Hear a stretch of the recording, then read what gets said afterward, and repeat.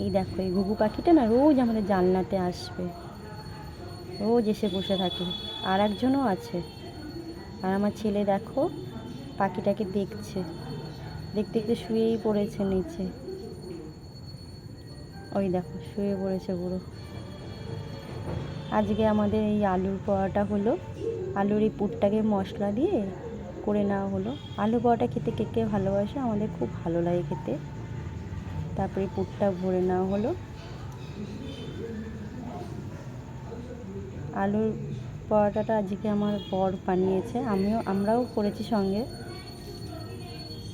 আলু পরোটার সাথে আজকে সিমুইও হয়েছিল, বেশ ভালো লাগে খেতে সিমুই দিয়ে আলুর পরোটা। ঝাল ঝাল একটু ঝাল হয়েছিল পরোটাটা।